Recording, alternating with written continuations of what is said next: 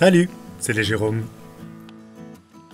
Allez, maintenant qu'on a tout démonté, on va pouvoir s'attaquer aux linteaux intérieurs des fenêtres, qui ne sont pour la plupart pas en très bon état. Et oui, on ne dirait pas comme ça, mais en regardant de plus près, le bois est assez bien attaqué, surtout le deuxième linteau, plus petit, contre le châssis. Donc, tant qu'on en a l'occasion, on va les remplacer. Et comme on l'expliquait pendant le démontage du niveau, on a mis quelques solives de côté pour cet usage. Certaines sont légèrement endommagées, mais le cœur du bois est encore intact. On va donc commencer par assainir les pièces de bois. À la hache, on retire tout ce qui n'est plus bon, et on voit que c'est vraiment l'aubier qui est atteint, mais le duramen, lui, n'a rien. Il semble que les insectes xylophages s'attaquent assez rarement au duramen, trop dur, quand le bois est à l'abri de l'humidité. En conditions humides, ce serait tout autre chose, sans compter sur les champignons.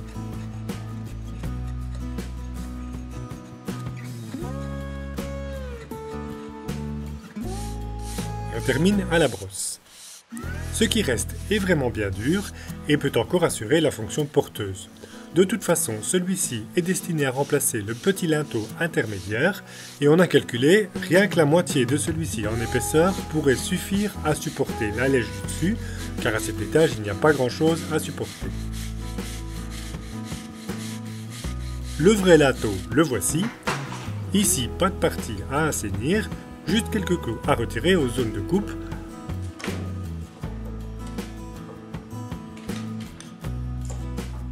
Ou à enfoncer ailleurs quand ils sont trop récalcitrants ou qu'ils sont cassés.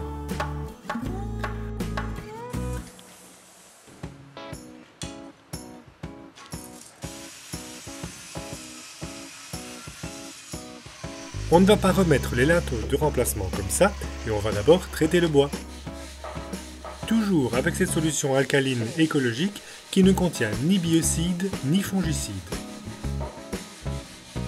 Avant d'appliquer le produit, on brosse bien le bois et on a aussi passé une loque humide. Et on peut passer à son application.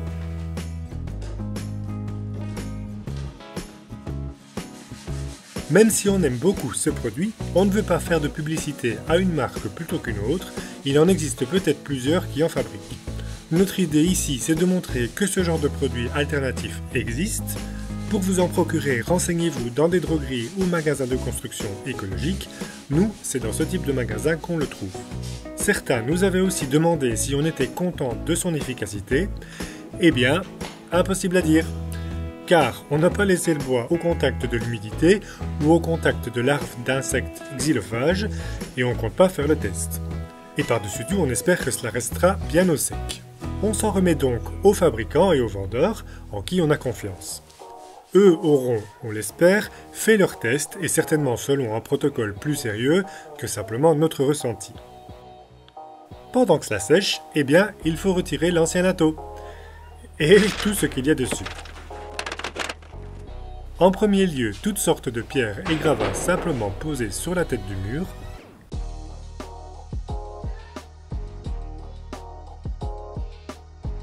Et puis la maçonnerie à proprement parler qui vient tout aussi facilement car plus rien n'est stable. C'était déjà le cas dans les murs, il n'y a pas de raison que ce soit différent sur les linteaux. Et c'est le chantier. On a déjà trié les pierres par taille pour faciliter la pose et puis aussi répartir le poids sur le niveau. Et puis un petit coup de nettoyage en récupérant la terre comme toujours.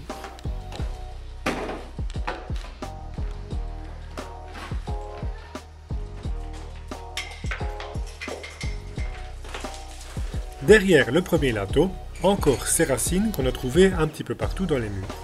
Et alors, au-dessus, la panne sablière, c'est quelque chose. On pensait qu'il n'y en avait pas de ce côté, eh bien c'est tout comme. Le bois n'en a plus que le nom. Cela vient comme du gâteau. Sauf que comme surprise, on préfère le gâteau à vrai dire.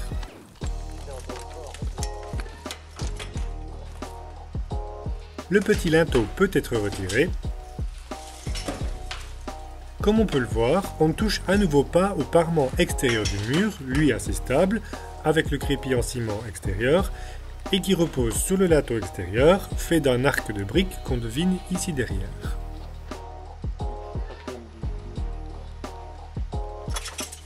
On dépoussière bien tout ça. Un petit test avec les lateaux pour voir que tout va bien. Et puis on humidifie bien le tout avant de passer à la maçonnerie, surtout que les briques sont ultra absorbantes et que le mortier à la terre entre les pierres est très sec.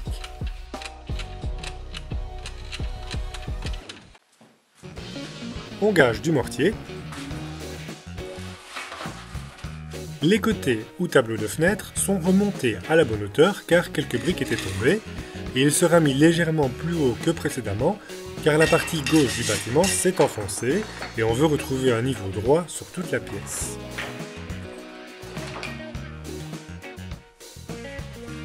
Et on repose les lateaux.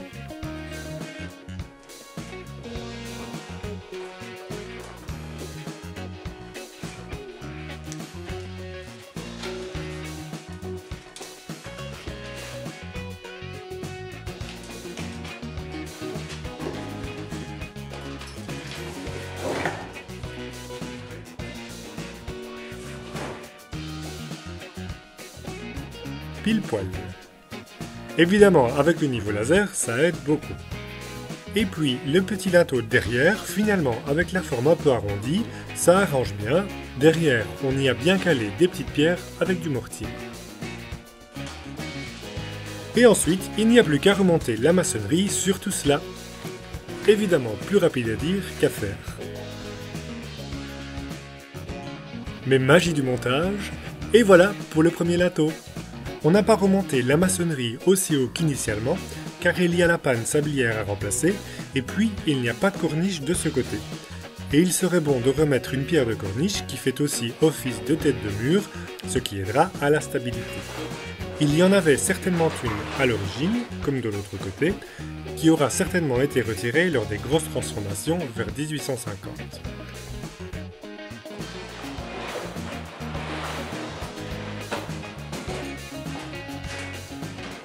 On continue avec le lateau suivant. Ici aussi, plus rien ne tient. Et la sablière est toute foutue, comme c'est surprenant.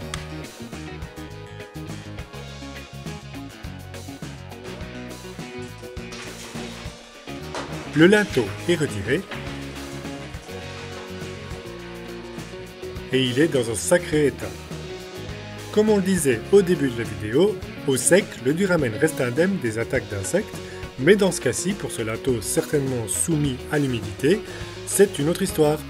Les champignons lénivores se mettent à table, et c'est l'entièreté du bois qui est endommagée, et donc sa solidité affaiblie.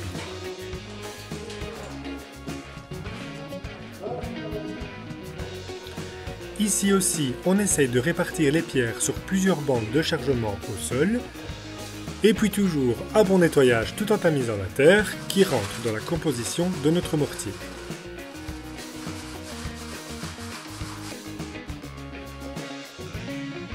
Tant qu'on y était, on a dégagé le dessus des murs plus loin sur les côtés, puisque tout est déchaussé pour pouvoir refaire toute la maçonnerie. Et on arrive jusqu'à ce qui reste de l'ancien lateau qui supporte encore l'entrée de charpente.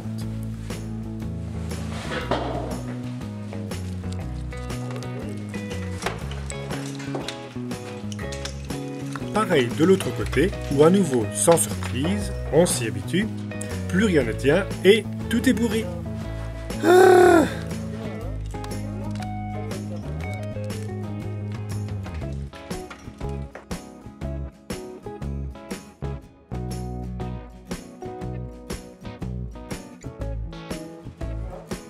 Et on s'est arrêté ici sans reposer le lateau, car on a eu en prime une assez mauvaise surprise à laquelle, c'est la définition, on ne s'attendait pas. Et on vous parlera de tout cela en détail dans le prochain vlog. Merci d'avoir suivi cette vidéo, on espère qu'elle vous a plu, portez-vous bien et à bientôt.